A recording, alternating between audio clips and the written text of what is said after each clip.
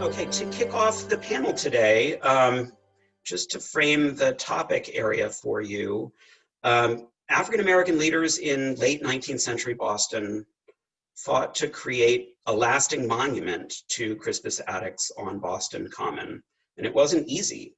And I think we might be able to empathize with their struggle as we grapple with some of the vexing issues around monuments in American places today.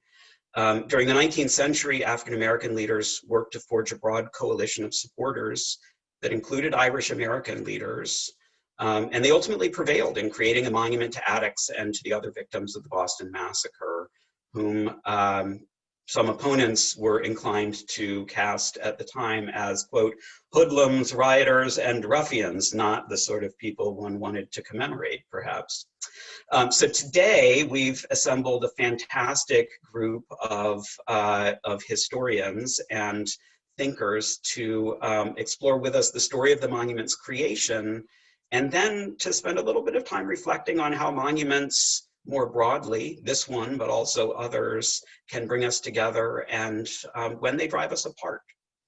So it's my honor to introduce our guests today. I'm going to quickly introduce them and then say a quick word about how our audience can participate, and then we will get started. Robert Bellinger is an associate professor of history at Suffolk University and the author of Monuments, Memorials, and Historic Sites, New England's Visible Black History in Photographs. Welcome, Bob. Millington Bergeson-Lockwood is a PhD historian and now works in the field of international development. Millington is joining us from Kinshasa in the Democratic Republic of Congo. So he's an ocean away, but I'm glad that Zoom allows for him to be with us for this panel. And he's the author of a book called Race Over Party, Black Politics and Partisanship in Late 19th Century Boston, in which he looked closely at the controversy surrounding the Addicks Monument. Mitch Kachun is Professor Emeritus of History at Western Michigan University, and he's the author of First Martyr of Liberty, Crispus Attucks in American Memory, and he's been a really important guide to us as we've pulled together the exhibition and the programming associated with it. So welcome back, Mitch. We're glad to have you. And Byron Rushing probably needs no introduction, but I'm introducing him anyhow, a well-known figure in Boston, Massachusetts. He's former Massachusetts State Representative, past president of the Museum of Afro-American History, and of course, a long-time participant in all of the critical conversations in our community and the political struggles of the last several decades. So Byron, so grateful to have you with us today as well. For all of you who are joining us in the audience, thank you. We are so glad to have you here, and we really want you to participate in the conversation. So the premise of this is that it's a conversation, not a series of speeches. And you know, my role is to guide the conversation. I, of course, have a theory of some of the questions I'd like to ask. I've asked our panelists to consider questions they might want to ask of each other, and I'd like to ask all of you to use the chat box. Please make sure that you're using the chat box with the option selected for all panelists and attendees, so we can all see each other's questions on the theory that that may help to stimulate conversation as well. I will translate those questions and read them into the record here at the appropriate moment when they fit into the flow of the conversation, but feel free to park some ideas in there as they come to you, or chime in when you've got something that suddenly comes to mind that is critical to get out right at that particular point in the conversation. So I hope all of that makes sense, and you can also put questions about the logistics in there, because my colleague Shakia Brittle, who is our director of events, is watching behind the scenes and can help to make sure that your questions are addressed. All right, so with all of that extensive housekeeping out of the way, I'm really excited to get started with the conversation. And I thought maybe the best thing would be just to do some level setting so we all have a little bit of an understanding of what it is we're talking about. So the question I wanted to begin with is just really to document What is Boston's Addicts Monument and how did it come to be? Mitch, can you get us started on that? Sure, I'd be happy to. Thanks, Nat. The Addicts Monument, and one of the things I find interesting about the Addicts Monument is there's always been some debate about what to call it. Is the Crispus Attucks Memorial or just the Addicts Monument? And some people refer to it as the Boston Massacre Monument or Memorial. It actually, the first push to try to get a monument to specifically Crispus Attucks was in the early 1850s when William Cooper Nell, one of the most prominent Black abolitionists and early Black historians in Boston, petitioned the legislature, the state legislature, to designate some funds for this, and that was shot down largely on the grounds that these were a disreputable rabble and not a group of people that should be honored. And that monument idea kind of just sat there for several decades. Nell himself died in the 1870s, but in the 1880s, some other Black activists in Boston, a longtime abolitionist, as well as some white abolitionists and political figures, sort of reasserted this drive to get a monument to the Boston Massacre. And it was installed. I think the petition was formally accepted by the legislature and money designated in 1887. And in 1888, the monument, the memorial, was dedicated with some elaborate ceremonies with speeches by various political figures and historians and poets and so on. So it was a biracial movement to get this monument started in the 1880s, and it is still there on Boston Common, where it was originally planted in the 1880s near Tremont Street. And it was an interesting coalition of folks that got together to promote this monument and get it put together.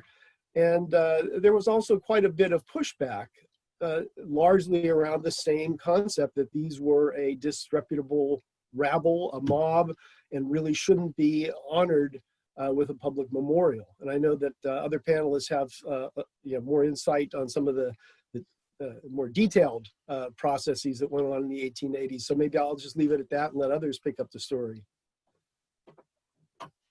That's great. Thanks, Mitch. Millington, Byron, Bob, yeah.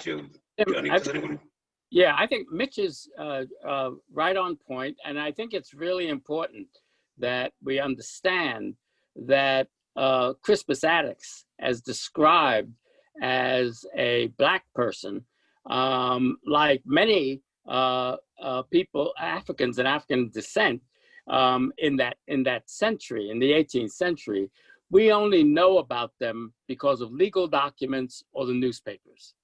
And the only reason we know that Crispus Attucks was non-white is actually from the Gazette article. Even in the descriptions that Adams gives in the trial, he tries not to mention it. He mentions him as being the leader, but it's the Gazette that calls him a mulatto, and also assigns a place where he came from, and then you go back 20 years in I don't know if it was the same Gazette, you find his runaway ad for Crispus Attucks, and that's how we get him to Framingham. But this is really tiny amounts of information. We know the most about Crispus Attucks because he got shot, but his being not white was noticed. Now, on one hand, I think it's important to understand that Crispus Attucks, as a non-white person wandering around downtown Boston, was not unusual in 1750. There were lots of Black people, not 40 or 50%, but there were a lot of Black people in Boston at that time, and that were free in Boston at that time, even before there was emancipation in Massachusetts. So that people wouldn't have been surprised at that. They wouldn't even have been surprised at him being labeled as a mulatto but they were, I think, surprised at him being labeled as the leader in at least two places. And I think that, of course, encouraged African Americans, Africans, who were in Boston at the time, and they talked about it. But one of the things that they noticed right away, certainly by the time of 1776, is everybody had forgotten to mention that. Of course, Revere never put in the illustration, it was never made clear. You could never figure out what the race of anybody was. And so it took a while for people to understand that he was African American, and that all gets back to one historian, William C. Nell. Right, and when he writes his book about the patriots of the American Revolution, that's when people get to start to read about him as an African American. But white people are not into it by then. They just, right. So it's black people who have to go to the State House in the 1850s and ask for a monument and get turned down. All right, and it's black people who probably, in 1858 at Faneuil Hall, probably it was just probably the first time that there was a major commemoration in public for Crispus Attucks. Thanks, Byron. To add one point to what Byron is saying, because he said it so wonderfully. It wasn't odd to have a Crispus Attucks in Boston at the time. We often deal with these figures as individuals, not as part of a group. But if we think about the fact that Phyllis Wheatley was also living here, Prince Hall was also living here, Scipio Moore, and many others who we know were living and were walking the same spaces. And then there's also a large number who were not doing as well, who may not be known, but you know, you can find them in records like the records of the Almshouse. And other records, you find that there was a Black community and that they knew each other and interacted with each other and were connected to even a larger community that has been called part of the Black Atlantic world. Mm. So that's absolutely right. Of course, there's, you know, Addicts offers us a window onto this complex world that is too often lost to us, perhaps through deliberate acts of forgetting. We've got William Cooper Nell and other Black abolitionists in the 1850s who are interested, as we've explored in some of our other programming, in lifting Addicts up as a kind of symbol of Black patriotism, as part of their engagement in the argument around slavery in that moment in America's passage. But we don't get the monument in Boston until 1888, which is a good long time after the end of the Civil War. Millington, how does it come to pass that in the 1880s, suddenly what had felt out of reach for decades, a monument to Addicts, is finally something that passes through the halls of power? Yeah, I mean, I think, you know, what's great about talking about the Crispus Attucks Monument is that it gives you know, historians of Reconstruction an opportunity to join conversations with historians of the sort of revolutionary moment, because the Attucks Monument is very much rooted in this Reconstruction, post-Reconstruction moment.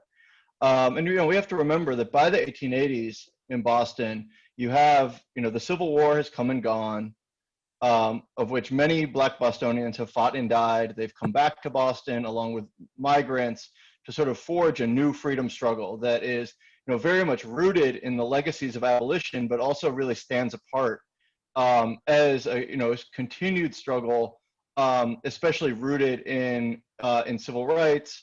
Black Bostonians, sort of as, you know, the Honorable Byron Rushing said earlier, you know, it is really, it's African Americans who drive this struggle, right? So they're the ones that bring the first legislation to the floor of this of the State House to get public accommodation discrimination prohibited in Boston. You know, they're the ones that are really driving this struggle, not only in the city, but also nationally. They're really rooted in debates around Civil Rights Act of 1875. But they're also becoming, by the 1880s, deeply disillusioned and distrusting of their former white allies and white allies within the Republican Party. There's this growing cohort that really looks to, that is really looking at the sort of national political landscape and the local political landscape and looking for ways to find new allies because they feel disillusioned with what the Republican Party is doing for them by the 1880s. There's a feeling that the Republican Party likes African Americans well enough as voters, but then once in power, isn't really doing enough to support their interests. And that becomes really apparent in 1883 when the Civil Rights Act is overturned. And then as they're sort of slowly watching the rising tide of white supremacy across the South. And that the 1880s is a moment where the Black community in Boston is at the same time, you know, capturing this legacy and capturing the movement that would have fought to put Attucks on a monument in the 1850s, but is also in this sort of, you know, immediate post-Reconstruction moment where it's looking for new allies. And out of that comes this coalition of Black Bostonians and Irish Bostonians, and not just Irish Bostonians, but Irish Democratic Bostonians. And that it's going to be out of this sort of confluence and coalitions that we're going to see this monument emerge. That it's a product not only of sort of Black political struggles, but also of Irish political struggles, and it's the confluence of those in the 1880s that I think sort of spurs this moment. You know, one of the things that I found interesting in Millington's done a lot more extensive and deep research into this Boston in the 1880s, but I did come across one reference to the monument that Governor Andrews was criticized for approving the monument, and enthusiastically, I think, because he was said to be pandering to get the colored vote. And I'm not sure if he was more interested. I'd be interested in Millington's take on that. Was he really interested more in solidifying Boston's African American vote, or was he more targeting the Irish vote in terms of the monument martyrs being celebrated?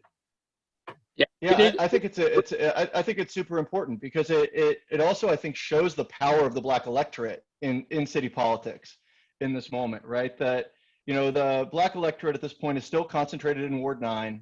In the North End, they're starting to move a little bit, but they're a valuable constituency, not just electorally, but symbolically, right? That if a Democratic governor or a Democratic mayor can capture the Black vote, that sends a strong signal that the Republican Party is maybe losing its grip on that.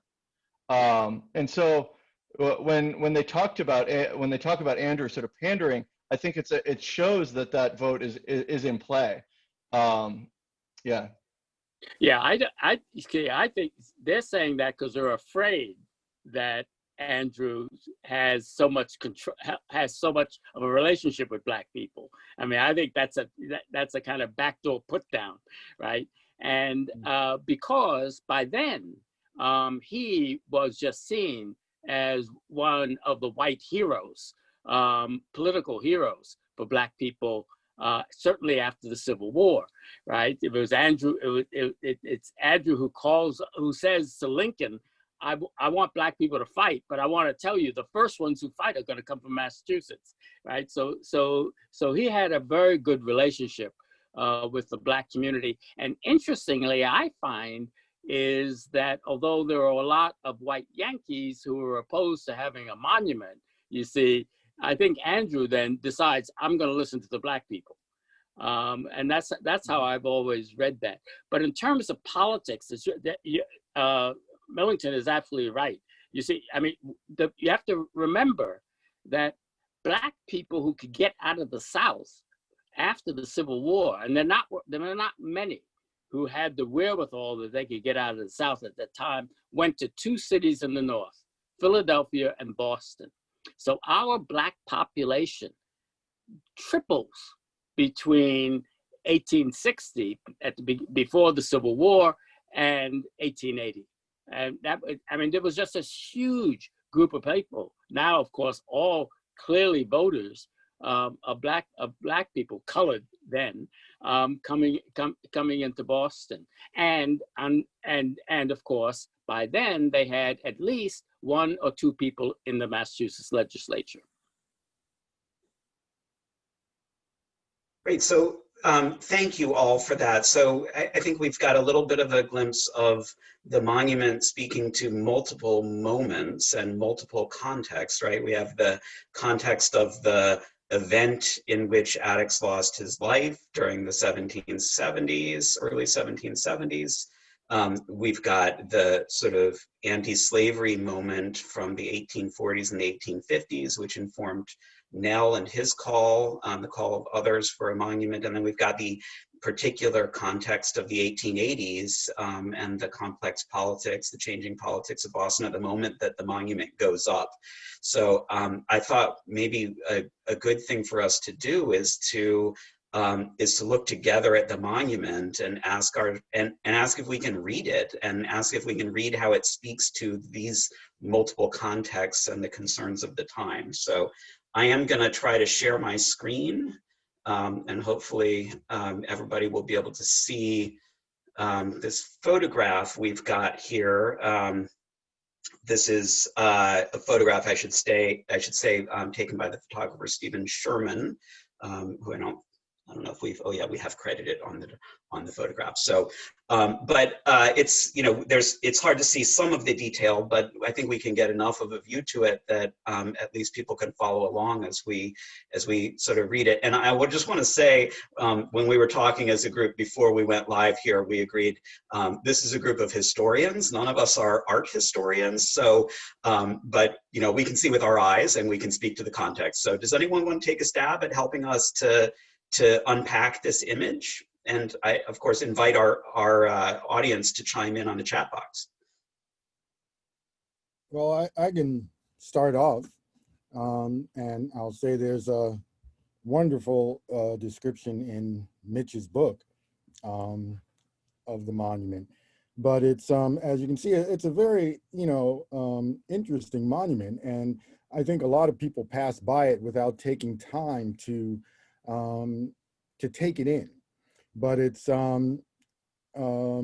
granite, 25 feet tall. You can see the monolith behind. A lot of times it's referred to as an obelisk, but generally obelisks have four sides. So this is rounded, so I don't want to call it an obelisk. But on that, you see the names of Crispus Attucks, Samuel Maverick, James Caldwell, Samuel Gray, and Patrick Carr, with Attucks' name at the top.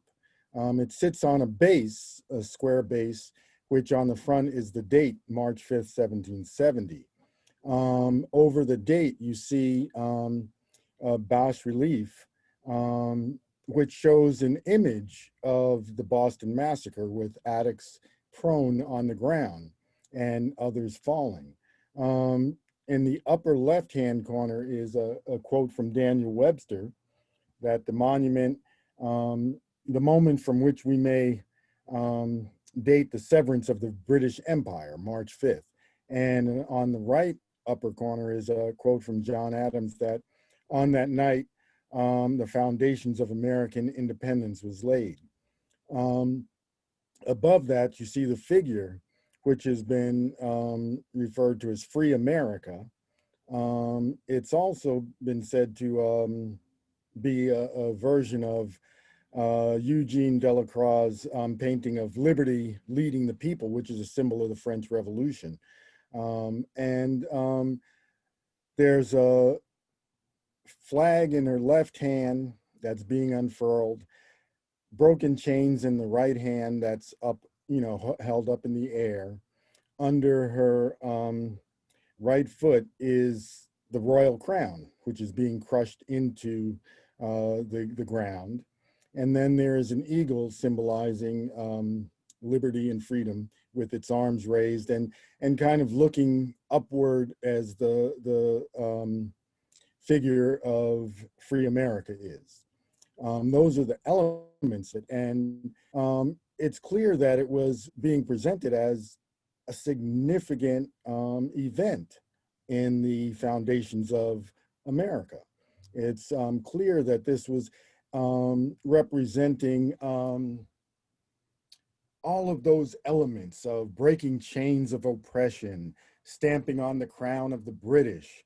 And what strikes me is that just a couple of years before, in 1886, was when the Statue of Liberty was put in the New York Harbor.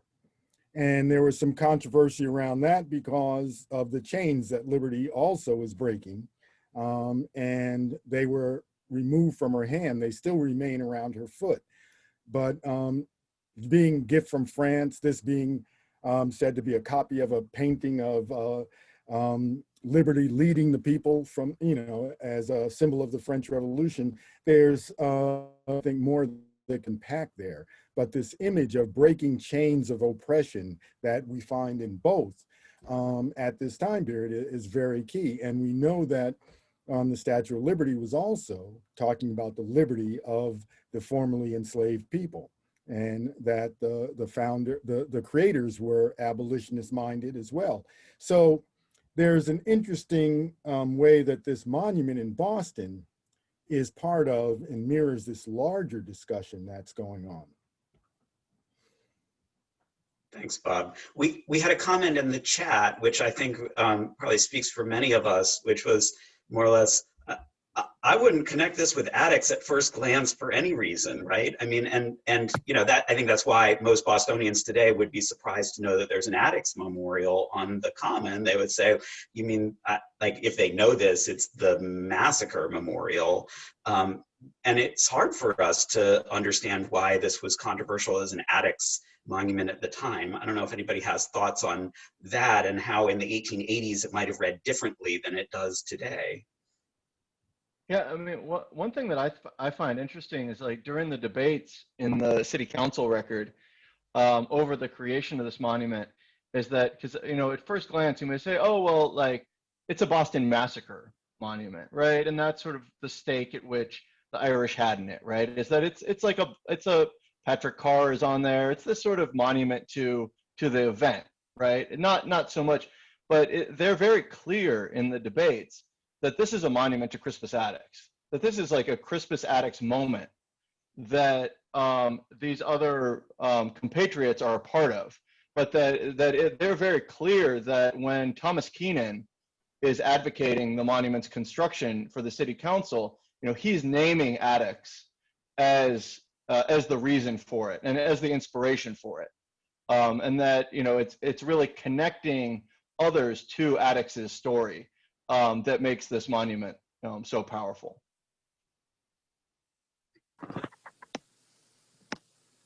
Thoughts? Yeah, and I think that's really interesting observations, and yeah, thanks to Bob for the really thorough description of the monument and all the detail there. But yeah, I mean, if it's good, and they talked about it very consistently as the Addicts Memorial, the Addicts Monument. So why isn't there a more prominent depiction of Crispus Attucks, even though we have no idea what the man looked like, in this monument? I mean, he's represented in the bas-relief there, prone on the ground. But yeah, I think it speaks to this moment of I guess, multiculturalism, we could call it, and maybe politicized multiculturalism in the context of Boston in the 1880s. Because when you look at the orations that were given, the poem by John Boyle O'Reilly, there is so much emphasis on the mixed race, mixed ethnicity composition of America, and that's represented among the massacre martyrs. you know, the Irish were there, Native Americans and African Americans are represented in the person of Addicts, and certainly the English representation is there with some, based on some of the other names of the individuals, that this idea of that we're all Americans, we're all of one blood, and that kind of unity.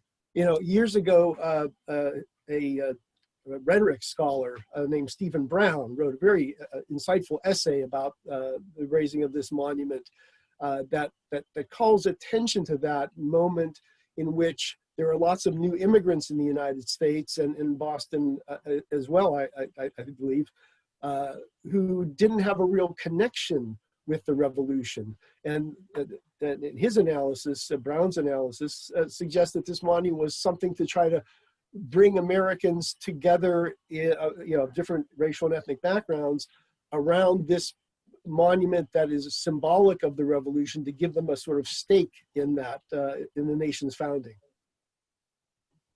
I don't know if any. I think it's all, sorry. Yeah, I was just going to ask, I don't know if anyone has ever found anything by the artist describing what he was trying to do, what is Adolf Krauss. But I've always seen this monument. I mean, I'm not into allegorical figures, so I got turned off by that.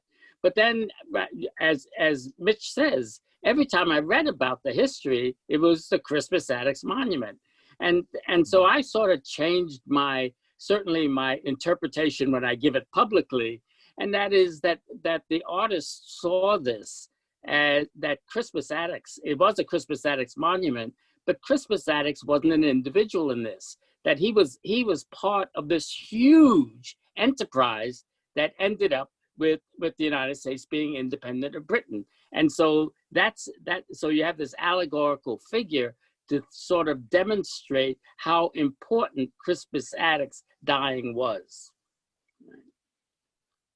Mm-hmm.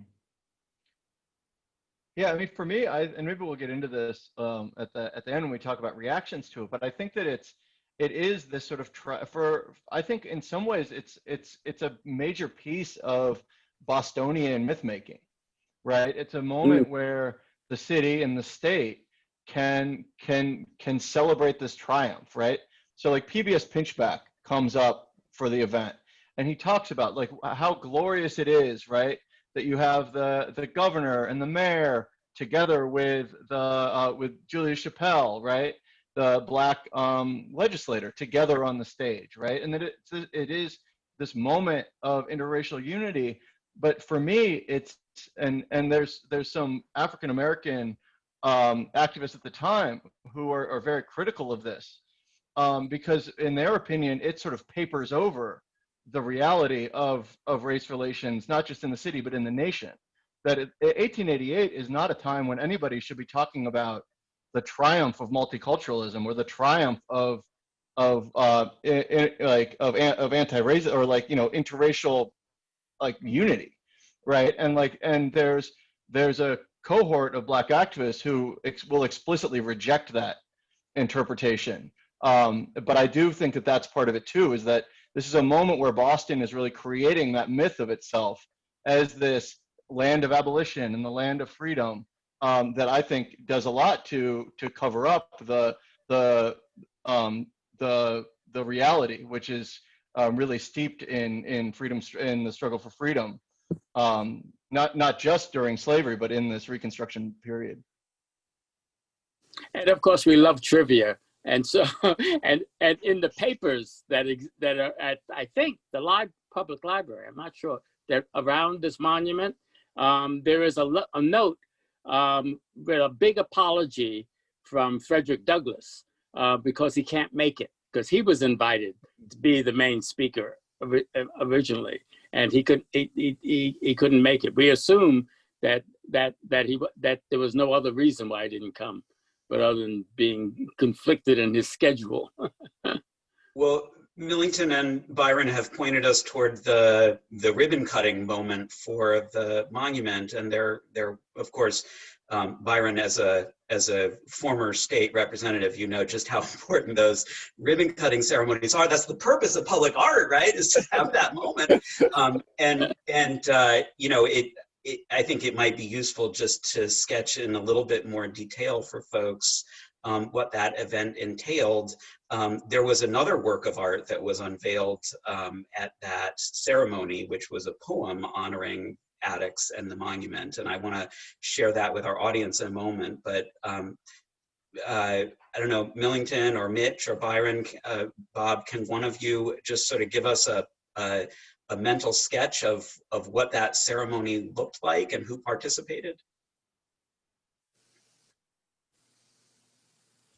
Sorry, I'm not sure who has the most complete picture in your minds. Maybe Millington, since you wrote about politics, maybe you have the political lineup best in mind of anybody.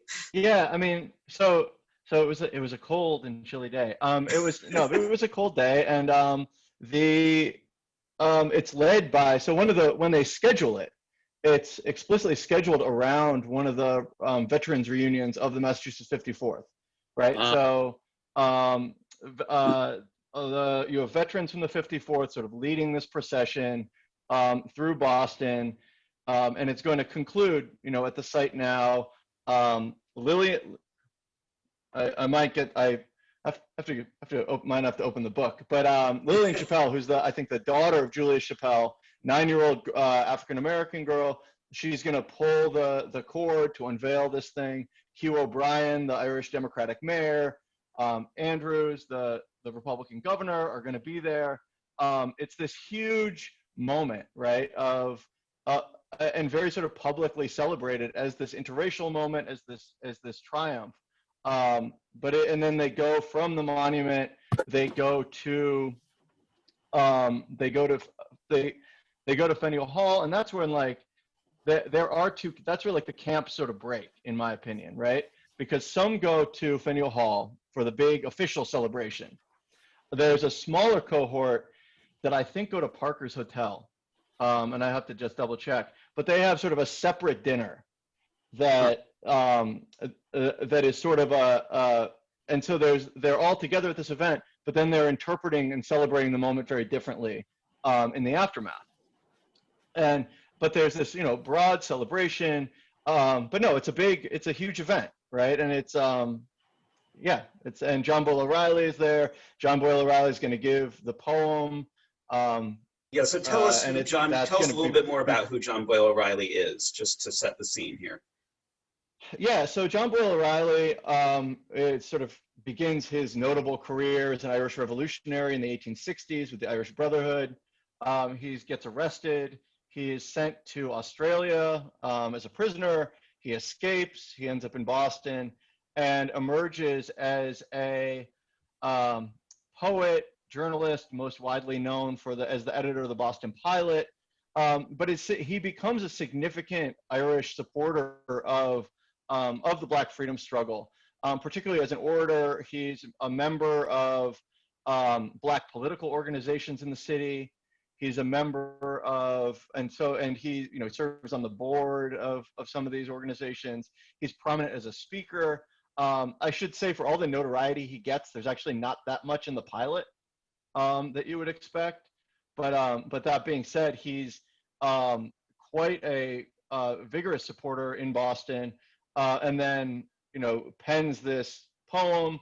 But I should say, John Boyle O'Reilly gets a lot of credit for as the sort of symbol of Irish support for the civil rights struggle, but he's part of a cohort of Irish activists in the city that are constantly engaged in and around the Black political movement.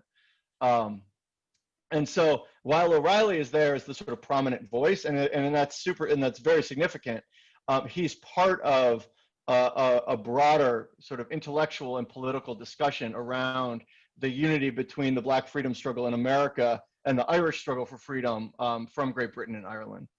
And so when we talk about O'Reilly, it's important to know that he's sort of in this milieu of Irish politics. Fantastic. All right, well, let's listen to the poem, and then I'm going to ask you all to react to it, and the audience as well. So we're going to we're going to play, so the trailer for this whole Reflecting Addicts arc of programming, we included a reading of the poem on top of a sort of montage of images of different representations of addicts across time. And the narrator's voice is a board member from Revolutionary Spaces, the poet Charles Coe. And I think hearing him read the poem really allows us to hear the meanings that that O'Reilly intended. So let's just listen. This is about 2 minutes long.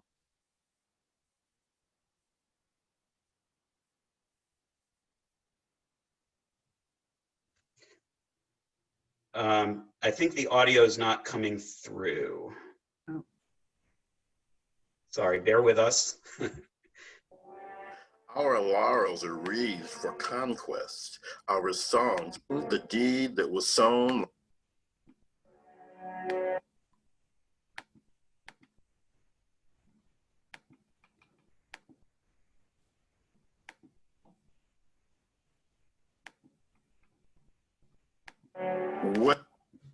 Great. Where shall we seek for a hero? And where shall we find a story? Our laurels are wreathed for conquest, our songs for completed glory. But we honor a shrine unfinished, a column uncapped with pride, if we sing the deed that was sown like seed when Crispus Attucks died. And honor to Crispus Attucks, who was leader and voice that day, the first to defy and the first to die with Maverick, Carr, and Gray. Call it riot or revolution. His hand first clenched at the crown. His feet were the first in perilous place to pull the king's flag down. His breast was the first one rent apart, that liberty's stream might flow. For our freedom now and forever, his head was the first bid low. And now is the tree to blossom? Is the bowl of agony filled? Shall the price be paid and the honor said and the word of outrage stilled? And we who have toiled for freedom's law, have we sought for freedom's soul?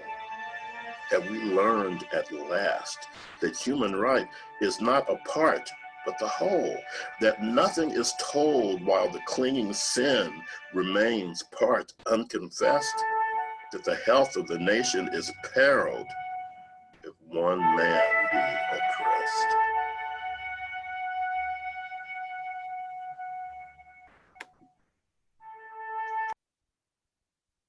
Thank you, Shakia. So, and credit to our fabulous content developer and designer, Stephen Libby, who put that together, and to Charles for reading it for us. But panelists, what stands out to you when you hear O'Reilly's words read in that way?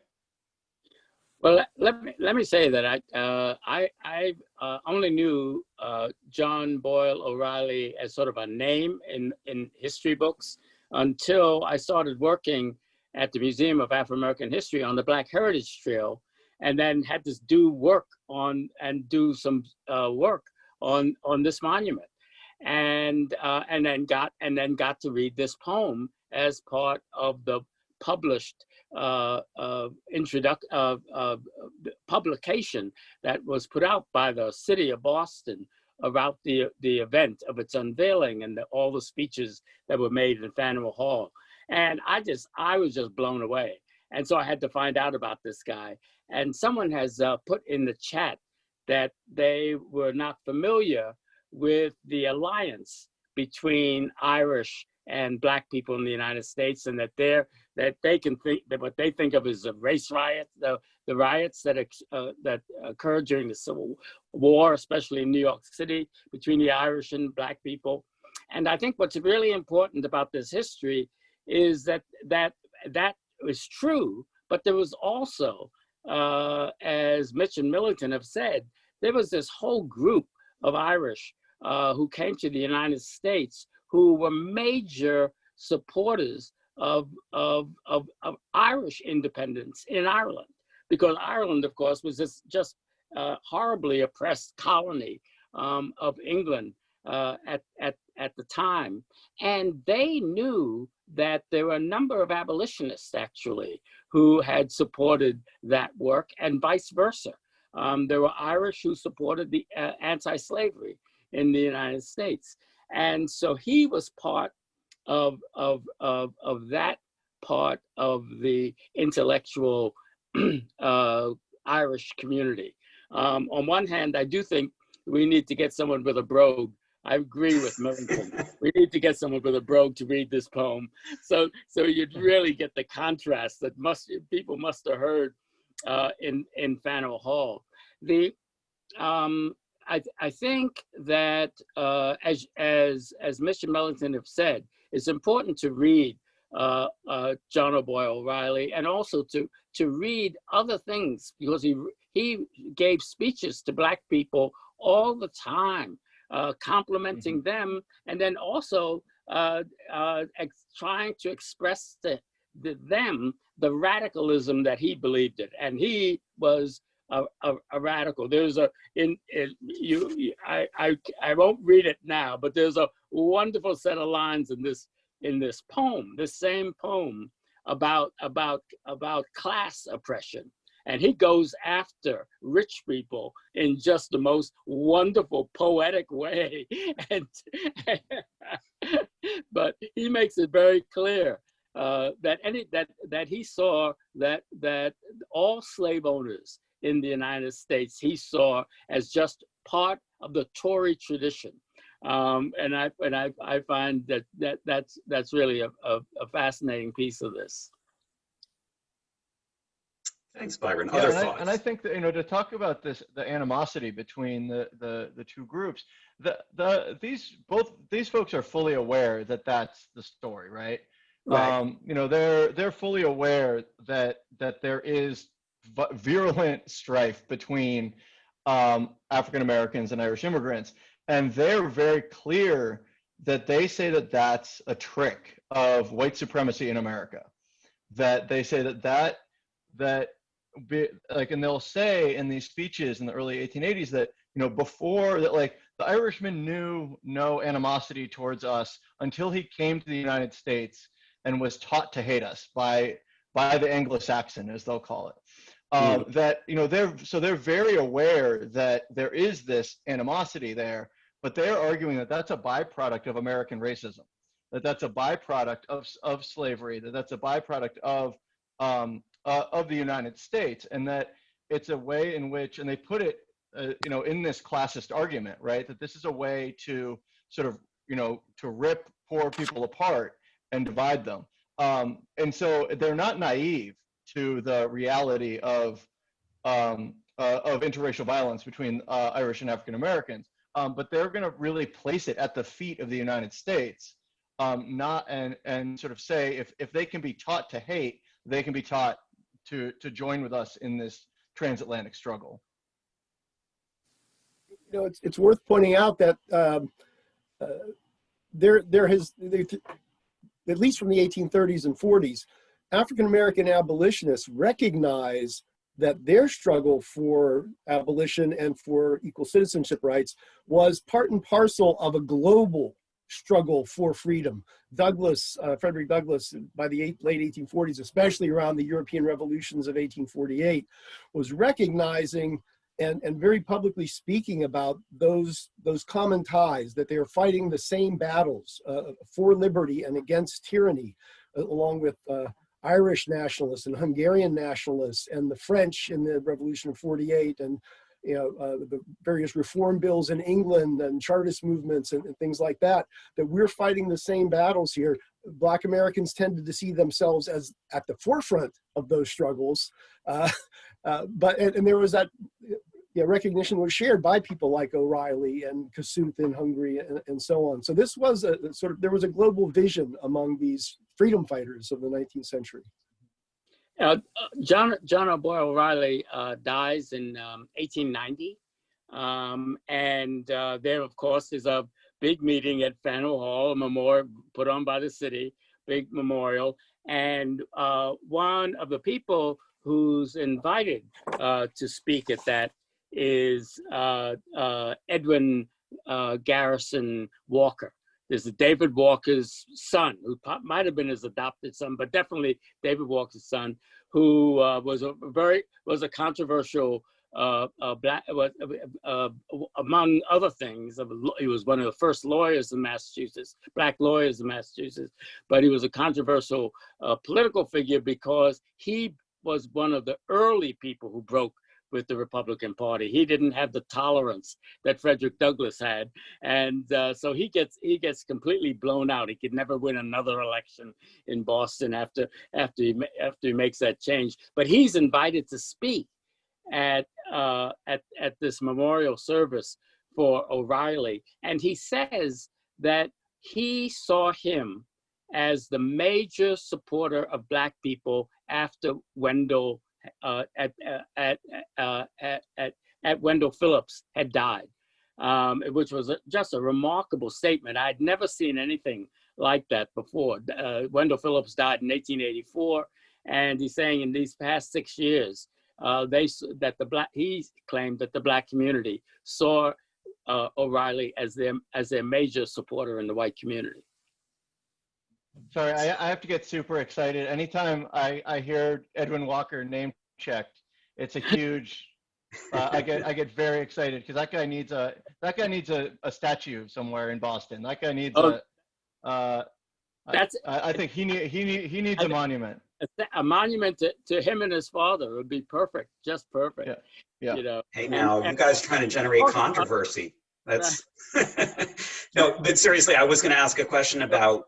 So there obviously the struggle to get this monument erected in the 1880s does generate a lot of blowback. There's a lot of people who are really hostile to it, even though it ultimately succeeds. That gets roundly panned in certain circles in the press, and from this distance it seems perplexing.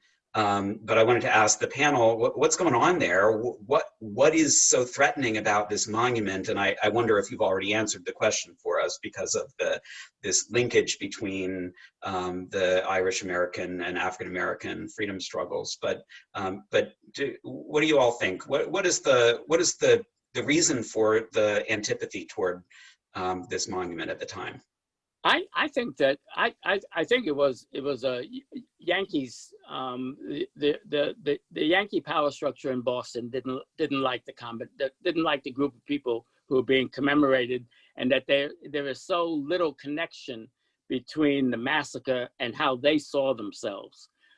There's some people who argue that this is what gave the impetus to do the monument for the 54th Regiment, because the Yankees, of course, loved the 54th Regiment because they got to be the colonel, right? And so there are some people who say that there is a direct connection between the two, right? Don't forget the broader context in terms of people's negative reactions to the monument. Certainly the looking at Blacks and Irish as being people that, and again, this boisterous mob of people in 1770 who were attacking the soldiers. The context, part of the context at least here, is unrest within the United States in the 1880s. In 1886, you had the Haymarket Riot in Chicago, where I don't know, half a dozen police officers are killed or something like that, and some other bystanders, and immigrant anarchists are blamed for that, and there's sort of a hasty trial, in which some people were convicted. And a decade earlier, you had the major railroad strikes throughout the United States, and a couple of years down the road, you have the Pullman strike, and there's Homestead. There's all this unrest that is coalescing around labor movements, and it's basically mob actions, crowd actions are not seen in a very positive light by the people who are holding the reins of power.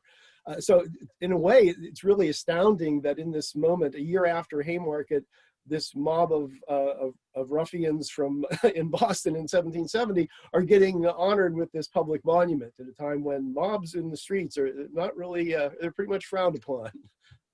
Right. In 10 years, we're building armories in the cities, right? Mm-hmm.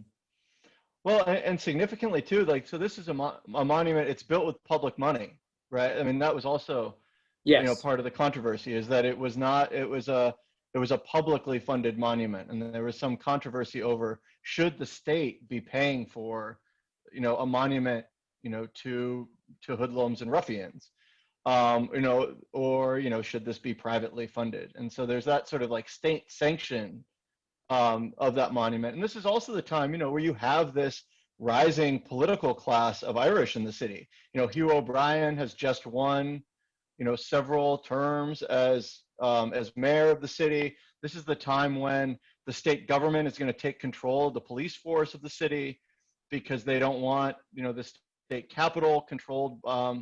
You know, they don't want to be living in an Irish city. And so I think that that's also part of this too. I think it's wrapped up in the sort of rising, you know, Irish political class. It's wrapped up with the partisan politics of the time. Do you want to give a Democrat credit for building this monument as mayor? I think that there's that whole sort of larger discussion that is also rooted sort of in Massachusetts and in Boston politics. Fascinating. Yeah, and I think it bears remarking that this is, so the organizations that merged earlier this year to become revolutionary spaces, the Bostonian Society and the Old South Association in Boston, which were formed respectively to preserve the Old State House and Old South Meeting House, were, I think, bound up with this same moment and the sort of desire to reassert the privilege of you know, the Boston elite from past generations, which felt under siege at that moment, right? The founding history is a tool for that, right? Our families were here at the time of the founding. We, you know, like, let us own this history and let us own the present. I think there's a piece of that going on. So what impact does the monument have? Does it make a difference? Is it, I mean, it's representational of a certain set of concerns. Does its presence after 1888 on Boston Common change how Bostonians saw each other and their city? Mitch, what do you think?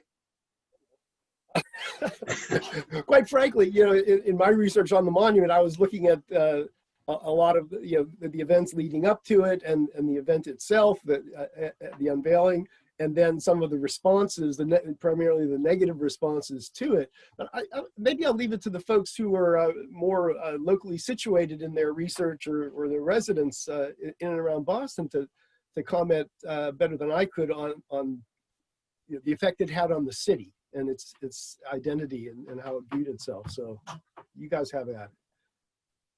I mean, Yeah. so I can speak to this moment like immediately after, right? So there's this moment where we've had our celebration, right? We've had our public display. The camps have gone to Faneuil Hall. They're breaking off for dinner, right? So that night, there's a couple of different, you know, and there's a couple of different dinners surrounding this event. One is the sort of official dinner with the governor and the you know, Julia Chappelle, the more like establishment Republican leadership, and that narrative is very much one of triumph. It's like, isn't this, we've really achieved a lot, right? This is a sign of interracial unity. This is a sign of what the future could hold. You know, it's really sort of, so for one side, it's this hopeful moment. For the other side, of which Edwin Garrison Walker is a part of, he's going to be, you know, party to this other cohort. It's not a happy moment. For them, this monument is a reminder of how far there is to go. You know, for them, it's a reminder that,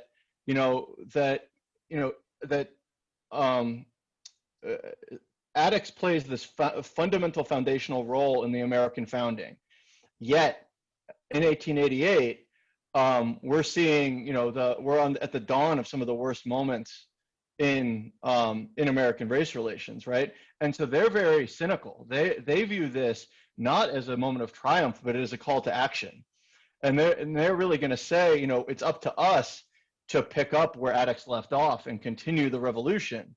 And I think that drives into the 1890s. And so for me, for Black politics, this monument sort of solidifies their disillusionment with the sort of post-Civil War era, and it's going to drive the activism that we're going to see in the 1890s. We're going to see it come into force in the Niagara movement and NAACP, where you have this same these same Black Bostonian voices present. And so, yeah, so for me, like that's the, at least for Black politics in the city, that's how I see it. It shift things. Thanks, Millington. That's really significant. Other thoughts from the Yeah, panel? I agree with that, and so Black people then saw it as, you know, saw it was, I mean, before the 54th was done, as their monument downtown, and they came. I mean, they came on a regular basis. And certainly on the day in March, you know, and that continued until very, very recently. Meeting in front of the old State House, walking to the grave at Granary, at the Granary burying ground, and then ending up at the monument further down on Tremont Street.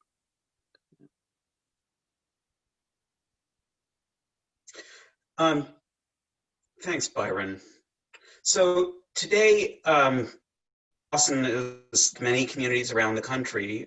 We're again having a really important conversation about the monuments and memorials that mark our public spaces and that define our sense of shared memory. And at the center of that conversation is the problematic way in which our monuments situate race and racism in our narratives of nation making and community building, community identity.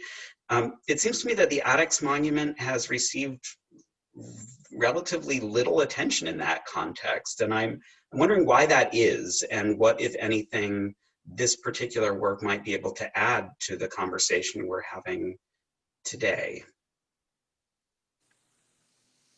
Bob? Well, that's a great question. And as I think about the monument and the time in which it was erected, I think, you know, there's kind of a way to read it again, other things happening, right? As Millington was saying, and Mitch was saying, this was a time when you have this, the post-Reconstruction rise of Jim Crow, et cetera. It's also, you know, says something about this monument being placed here in this multiracial way, speaking to Crispus Attucks and his role in the foundation of the country. And in 1850, interestingly, at the same time when William C. Nell first was proposing this monument, in, I'll say, a similar city of the U.S. that has as long a history as the U.S., as a harbor city, as having a role in the Revolution and the Civil War, et cetera, Charleston, South Carolina. In 1850 was when there was first a proposal to build a monument to John Calhoun. John C. Calhoun, the you know, Southern separatist, et cetera, right? It got put off by the war. They finally did build the monument in 1887. The Ladies Calhoun Memorial Association built this monument in Marion Square, right? Now, this was representing the development of what is called the lost cause, right? And this mythological Southern idea of what the Civil War was about, which is kind of the Crispus Attucks monument is kind of challenging all of that in a way, right? These two things are challenging each other. And, you know, I think if we read them against each other in that way, we get an interesting insight. And also, if we consider that during this time period, it was Black who were talking about Crispus Attucks, right? In 1882 was when George Washington Williams' History of the United States comes out, and he talks about Attucks in there. If we think about it, I know, and since I've mentioned Charleston, I'll mention that my cousin Mamie Fields, who was born in 1887, she talks about how in school at her cousin Lala's house, they learned about Crispus Attucks. Mm. There were celebrations with the Addicts Light Infantry in Charleston and all over the country. There were also people beginning to make statements about their connection to the beginning of the country. And one of the things I talk about is that in Virginia in 1873, in Amelia, which is about 40 miles from Richmond, where Patrick Henry made his famous declaration, "Give me liberty or death," was where my grandfather, Patrick Henry Anderson, was born, right? He was given that name for a reason, just like people were naming their children Crispus Attucks. They were speaking to a connection to that past, a connection to the founding of the country. And so all of these things are very, very significant. And it's interesting that just as they're getting ready to put the 54th monument there, which is a major monument, which kind of speaks to Attucks, and there's this conversation across the common, was when they put the second or the replacement monument of Calhoun there, the one that just recently came down. And as my cousin Mamie said, that Black folks in Charleston were so upset with the monument that when they'd go downtown, they'd take a rock and throw it at it. And so the new monument was on a 100-foot high pedestal, way out of reach of the best throwing arms. That's the one that just came down. But at this time period, when these two monuments represent this conflict of how do we remember the past? Are we going to uplift people like Attucks or people like Calhoun? And that's the debate that's going on right now. So. Thanks, Bob. That's a brilliant comparison. I really love that with the Calhoun monument. I hadn't thought about. I didn't realize that they came up at the same time. Yes. And yeah, this period, it's really, some historians refer to this as a period of monument fever. There are monuments going up to all sorts of things, and certainly the Lost Cause narrative gets a lot of attention here. I mean, the Robert E. Lee Monument in Richmond is 1890, I believe. But African Americans are trying to memorialize their past too. And the Boston, the Addicts Monument in Boston, really, to me, marks a turning point in the way Crispus Attucks features in American public memory. This is perhaps, arguably the most prominent public statement honoring Attucks in the context of the others who fell with him. But it's really a moment after which white America is actively erasing the Black past, and Attucks is part of that. Attucks was featured, for example, in history school books that talk about the Revolution, talk about the Boston Massacre. Crispus Attucks was a regular feature of a lot of textbooks through the mid-19th century up into the 1880s. But after the 1880s, I could not find, I didn't look at every single textbook, but I could not find a single textbook, mainstream textbook on revolutionary history that mentioned Crispus Attucks until the early 1960s. So from the 1880s to the 1960s, I really see this as a period of at least through World War II, the segregation of American memory. And there's this active campaign behind the scenes, as it were, to exclude African Americans from the story of the nation. And I think this is a big part. And African Americans were very, very intentional about maintaining their own understandandings of their own history and their place in American society. And you mentioned, people naming their children Crispus Attucks. So it's something. This is very much happening, and there were. The Addicts Light Infantry, there were, Addicts organizations throughout the country. There was an Addicts political club in Boston in this period. And people named hotels and housing projects and movie theaters and all sorts of things after Addicts and other Black heroes, because they were so ignored in the mainstream educational system and public discourse generally, that African Americans are very intentional and very prolific in finding their own ways to memorialize and to pass on this history, and telling story, telling the history around the kitchen table and so on within families. Those oral traditions become very important because of the lack of attention to African Americans' contributions and presence in American society in the mainstream culture.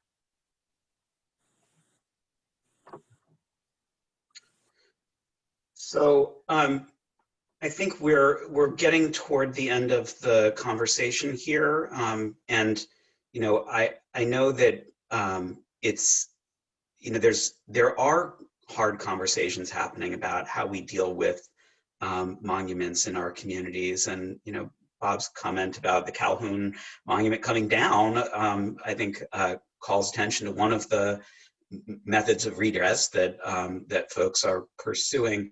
There was a question in the chat box about how the panel feels about what policy should look like toward controversial monuments, what is an appropriate approach. And I promised the panel that I wouldn't ask them to go on the record on a subject of controversy like that. But what I do want to ask you all to weigh in on is how we might think about addicts in this moment. Our organization, Revolutionary Spaces, had intended, if it hadn't been for the pandemic, to commission a temporary public art installation this year by a nationally known African-American artist to interrogate addicts and how addicts can help us to grapple with some of these challenging questions around our shared memory of the founding and what it means and who's conceived of as part of that story. That didn't happen, but I think there are calls in some corners of Boston today. Our good friends at a community organization that calls itself the Friends of Crispus Attucks Association are advocating quite strenuously for a new monument to addicts. And I guess I just wanted to ask the committee whether you think now is a moment where addicts could add something. Is it time for a new treatment of addicts? Is it time to think about the next Addicts Memorial in Boston? How could that help us at this challenging moment? So for me, I think and I sort of opened with this, like for me, what I love about the Addicts Monument is the story of how it was created. And I think that's to me at the root of this debate over these monuments is whether or not we're interested in how these monuments came to be where they are and why who they're portraying was chosen, or do we just want to valorize these for the names that are on the blocks, right? I think that you can't talk about a monument without talking about why it's there. Right. And so for me, that's the story that gets missed with the Crispus Attucks monument as it is, that it's so easy to just walk by it and not know that it's because Boston loves its revolutionary history, right? It loves its founding history. And it's so easy to think like, oh, well, this is just another monument to another sort of founding moment that Boston is celebrating. I think, but if you root it in its context in the 1880s, you have to tell a much more complicated story. And for me, frankly, it's a story in which Boston doesn't come off looking so good. Like, because in order to talk about the folks who were advocating for this monument, you have to talk about what the struggle looked like in Boston in the 1880s. I think Boston, in a lot of ways, and this monument, I think, is part of it, has really gone out of its way to avoid talking about its own Reconstruction history. I think it loves talking about anti-slavery. It loves talking about the 54th, but it moves very quickly past Reconstruction as if that was a Southern problem. And so I think monuments like this were in part played this sort of role in Bostonian innocence during this moment that I think by really digging in and telling the story of its creation breaks that down a little bit. And yeah, so for me, I'd love, if we were going to do any sort of reinterpretation, I would love something that sort of tells a little bit more deeply the story of the context out of which this emerged, and roots it in a story of struggle and not one of triumph. Yeah, I think that's a great point. And I think as a nation, we tend to jump from the Civil War to the late 19th century, we don't deal with Reconstruction or post-Reconstruction a great deal. And I think you're right that it needs to be contextualized in a new way, or people see that contextualization, because it is an amazing story around that time, and it will raise a lot of other issues to think about. Boston, what does it mean, and you know, why, for instance, what was happening with the Trotter family who moved here after, you know, the Civil War, because of the opportunities. So I think that it is a monument that can be utilized to raise many important issues, and maybe some additional monument to raise some of that awareness. I think I agree with both those statements. And I think this is the challenge that we give to revolutionary spaces. See, I think that that history is really important. Now, we have the technology now that someone standing before that monument could hear all of this history and take it home with them and watch it and watch longer pieces of it. That's what we should be doing. That's the way we should be interpreting these spaces right now. And because I think it's so important to let people know what the history of the space is, not just the immediate visual impression that it gives. I mean, my major reason and I'll get into this controversy, my major reason for not having a statue of a person representing Crispus Attucks is that it gives the impression that we know more than we know, right? And until we know more than 2 articles in the newspaper and the court records, I think then, unless you're going to make that the monument, that it is not honest to put up a statue of a person. So that's my position on it. So you can end with a little controversy, but go back though to what do we do with what's standing there now, and let us tell the story in a way that it could not be told with only metal and stone. And we have the ability to do that. And I expect when I go there next year that Revolutionary Spaces will have all the QRs and everything I need to take all that information home. I'm going to make a note, Byron. No, it's a great suggestion. And in some ways, whether it's a multimedia intervention that's accessible as an enhancement, or whether it were another artistic intervention that forces people to grapple with the making of the monument, right? Like a meta monument, a monument to the monument. I hear the panel's point that there's something beautiful about this moment and instructive about this moment, that if we could find a way to better communicate it to audiences, might enhance our ability to understand our city's history and how we got to where we are right now. Right, and I love the Fenway, but if you're going to do that, you might want to bring John Boyle O'Reilly back. Right. They put him a little closer. Right.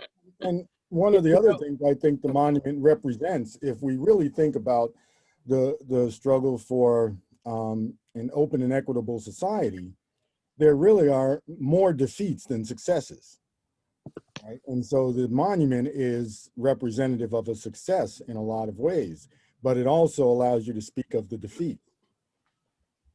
That's right. And if you tell the history, then you tell the history of all those people who were at the unveiling and then went to their separate dinners. Yeah. Yeah, all of you, in responding to this last question, in one way or another, made references to telling a story or constructing meaning in these monuments, and it brings me back to the first lines of that O'Reilly poem. Where do we seek for a hero? Where can we find a story? And that's what monuments and public commemorations are really all about constructing meaning and presenting it to the public. And in terms of Nat's question about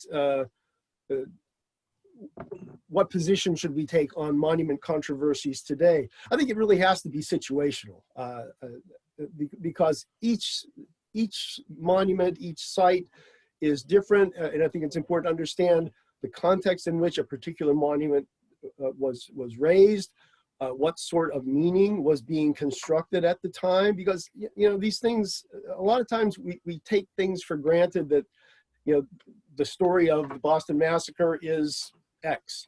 Well, all these stories are constructed to serve particular ends. And monuments are a great example of that. So I think it's important to think situationally, look at what a particular monument, what kind of story, what kind of meaning it was intended to construct. In terms of a monument to addicts, it was a couple of years ago that people were talking about renaming Faneuil Hall, right? After Crispus Attucks. I don't think that really got any legs in the community. Maybe you guys want to pick up on that, but I'm not sure that's going to go anywhere. But I think we'll have another panel on that one. Yeah, sure. So I'll leave it at that. Where do we seek for a hero? Where do we find a story? I think those are really telling words. I think that's a great note to end on, and we have reached the end of our time here today. So Mitch and Bob and Millington and Byron, I really want to thank all four of you for spending some time with us today. You are all so thoughtful and have so much to add to this conversation. I think we've all benefited from the dialogue here today. I also want, as we close, to just share with the audience some events that are coming up in the next several weeks. So get out your notebooks, just to call out some things that are happening in November if you have enjoyed these programs. We have our next Members View event, Massacre and Memory, taking place next Wednesday, November 18th at 5:30. That's a virtual tour exploring the complicated history of the Boston Massacre and how the event has been used as a symbol of patriotism and calls for liberation for the generations that followed. The following day, on Thursday, November 19th at 7 p.m., we have Looking for Miss Phyllis, Finding the Woman Inside the Icon. In that event, poet, essayist, and novelist Honoré Fanone Jeffers will discuss her journey to write a book of poetry on the life and times of Phyllis Wheatley Peters, member of the 18th century church congregation at the Old South Meeting House and the first African-American woman to publish a book. Let's see, on Saturday, November 22nd at 2 p.m., you'll have a chance to hear about poetry as a force for change. We're having a conversation with Marge Piercy and Charles Coe, who narrated the O'Reilly poem in the trailer, will be speaking with her. The idea is to have a conversation with critically acclaimed author Marge Piercy to reflect on how poetry can both shift people's thinking and remind us that real change comes from the hard and never-ending work of political advocacy. So Piercy's going to read from some of her works and talk with Charles and with the audience. And then I hope you'll also consider signing up for yesterday's tomorrow, Activating History Today, on November 18th at 5 p.m. That is a panel that features artist Lauren Woods, who is the African-American artist I mentioned earlier that Revolutionary Spaces was working with on the idea of a temporary public art installation. Lauren will be participating in a panel with other artists and thinkers about art to talk about how to use art to explore some controversial topics. And she's going to be presenting her concept that she called Crispus in July, which has not yet been fully realized, but which we hope to pursue when social distancing makes it possible. So more information about all of those are available on our website at revolutionaryspaces.org. If you're not already signed up, please follow Revolutionary Spaces on social media at Rev Spaces and sign up for our newsletter so you can keep up to date on these and other offerings. So again, thank you to our panelists. Thank you to our fabulous audience for joining us for this conversation. And until next time, stay well.